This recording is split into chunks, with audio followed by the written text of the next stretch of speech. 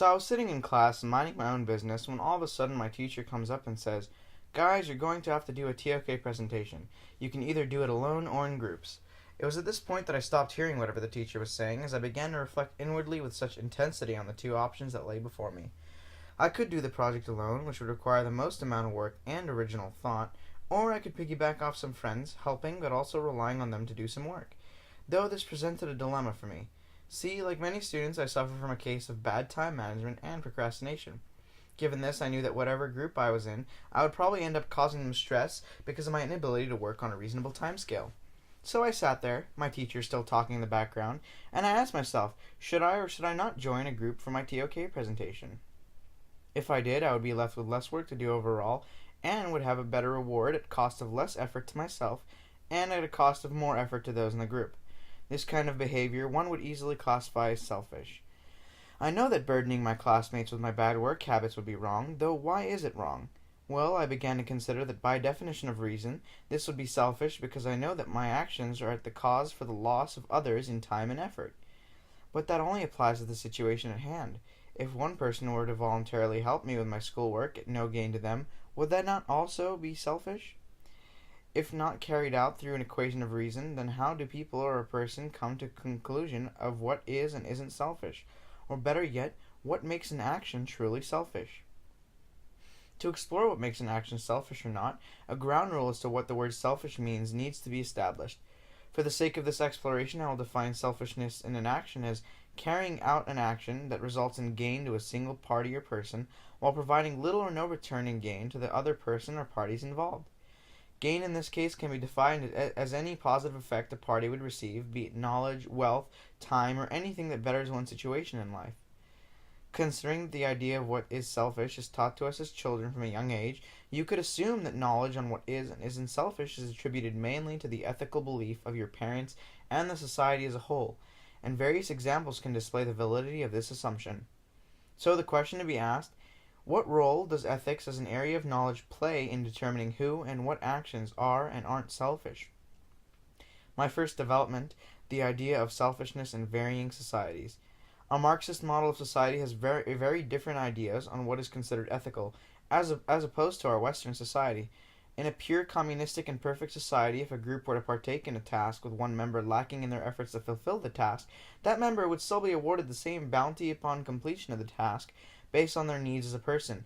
This idea, from each according to his ability to each according to his needs, in a capitalistic society, that would be by all factors of reason characterized as selfish action. In a Western workplace, if one were to work an equal or lesser part, yet get paid a larger sum of the earnings of the establishment, there would be outcry. Even if that pay has due purpose, like the advent of, let's say, a larger family, or debts to pay, it would still be considered unethical and selfish of that worker to accept a larger sum at no extra work. In this case, what is and isn't selfish within each respective society is a matter of reason based on faith within the system they live in. Both groups of people believe that their system will lead to a more fair outcome, despite the fact that the means of fairness are completely different. Faith is used in this case to know that their reasoning is correct, and thus exemplifies the idea that ethics is not a matter of one true axiom of reason, but is formulated by the belief and faith of a people in their way of living. One may claim that this example is flawed by the use of communist ideals as an example of a fine and working state system, given its spectacular failures in the past, though one must consider that with every society, broken leadership and corruption will exist as an evil means of betterment. This is the fate that many communist societies saw that led to their downfall. Though it is the idea and the reason behind their values that allows us to compare the ethics of a pure Marxist society to that of a capitalistic one. Regardless, we see that in both societies an action may be regarded as completely selfish or not at all. This is indeed reliant on the ethics of the society at hand, and the faith that people hold in the system being fair. My second development, the selfishness of charity. Charity, in essence, is giving away something to someone at no return to yourself. Though in most cases, charity is associated with an idea of good, and most would not jump to the conclusion that the receiver of a charity is selfish. Though by all reason, if one were to dissect the workings of charity, a party is subject to gain with little or no work on their part. Say I were to give a person in need $100 or help them in building a homeless shelter. I would be at an obvious loss, be it monetarily or through time or effort invested with no return. Thus, by reason, it should be stated that the receiver is selfish, yet still not so in the realm of our system of ethics. In observing this phenomenon, one can quickly see once again that there are other ways of knowing and understanding what is selfish, besides a simple reasoning chain. For the majority of people, the act of charity to them is known as a rightful deed, through emotion or faith. People feel a sense of catharsis for those in need, feel faith through religion, or faith in the ideals of the society that their action is right. Once again, a sense of faith in ethics of a society or religious doctrine, in some cases, is needed as a way of knowing that their action is indeed just. The receiver in this case benefits from the ethics surrounding charity, and regardless that their action is by definition selfish, they are not considered so.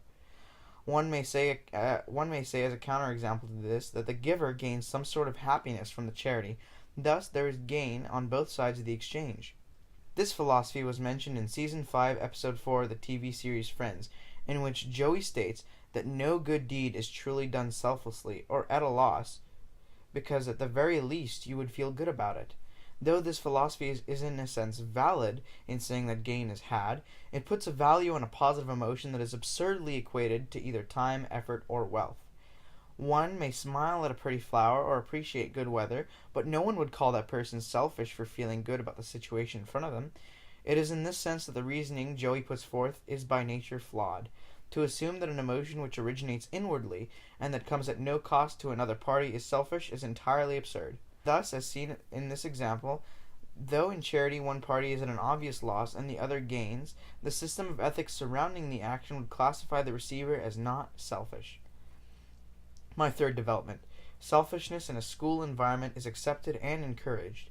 Though my real-life situation stemmed from my concern with being selfish in a group environment and its negative implications, one must consider that the schooling system as a whole is constructed on the idea of being selfish for personal gain.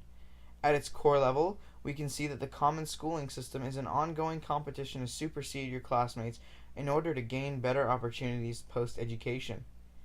Through reasoning, we can deduct the knowledge that by succeeding in school you put yourself at a higher rank and become more desirable, but this is done at the expense of other classmates, because in putting yourself above, by contrast, they become less desirable candidates for post-education opportunities. This is supposedly in every way fulfilling a selfish action. Yet students are rewarded for excelling above classmates and are encouraged to do so continually. This is because people rely on other ways of knowing to regard their actions as just or good. Reason in this case is once again neglected, and faith in the system is accepted as enough to hold knowledge that the actions taken are good and not selfish in nature. One claim against this is saying that your efforts are your own and you deserve whatever benefits you reap. Though it is true that you do not actively take away from someone else in order to benefit yourself, your gain indirectly comes at a loss of others. The pie can only be so big, and in order to have a bigger piece, one must earn it at a loss of opportunity for others. This is the reason that acceptance in colleges becomes a continually difficult process as students strive to topple one another in their achievements. This example illustrates how faith takes precedence over reason in this case for deciding what is and isn't selfish. Trust in a system of ethics is what rules society to have an understanding on what is and isn't a good deed, and that extends to what is and isn't a selfish deed. My conclusion: to decide what is and isn't selfish, an individual and on a larger scale the society must put faith in their choices of ethics and trust that the outcome would be justified by their definition of what is good. Even if reason dictates that some actions are inherently selfish, faith in the ethical system will rule over and play the leading role in deciding what is and isn't selfish. Thus, we see that ethics as an area of knowledge, both on the individual and societal level, plays a large role in deciding what is selfish. In relation to my real-life situation, this produces an interesting dilemma. On the one hand, if I decide to enter the group and did cause them stress and the need for more work, ethics in the sense of my system of education dictates that my gain in this system, even at the loss of other students, is justified and isn't selfish by nature. But at the same time, the larger system of ethics that rules Western society as a whole deems it entirely selfish that I partake in a group effort and benefit equally without putting in as much work. Thus, to make this decision, I had to use my ethical beliefs in which I had faith in, yet I had to also consider, to an extent, the use of reason on what scale ethics were applicable to the situation. All this was done to come to a conclusion on what would or would not be selfish. In the end, I never had to make that choice, because in thinking about whether or not to make the choice, my choice became the TOK presentation itself. Thank you, everyone. Have a great day.